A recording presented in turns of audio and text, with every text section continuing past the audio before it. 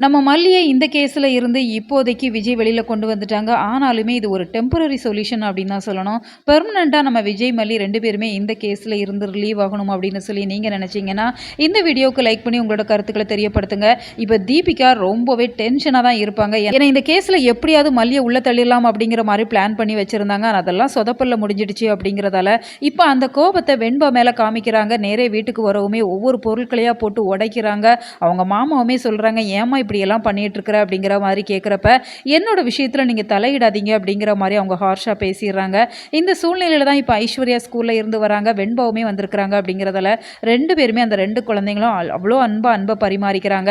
இதை பார்க்கவுமே இந்த தீபிகாவுக்கு சுத்தமாக பிடிக்கல. இனிமே என் பொண்ணோட நீ பேசக்கூடாது, ஆட்டோவையுமே நான் மாத்திருவேன் அப்படிங்கிற மாதிரி சொல்லிடுறாங்க.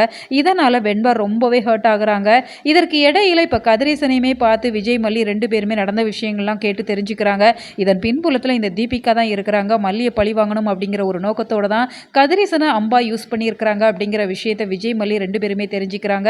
இந்த விஷயத்தை நம்ம சும்மா விடக்கூடாது அப்படிங்கிற மாதிரி தான் விஜய் நினைக்கிறாங்க.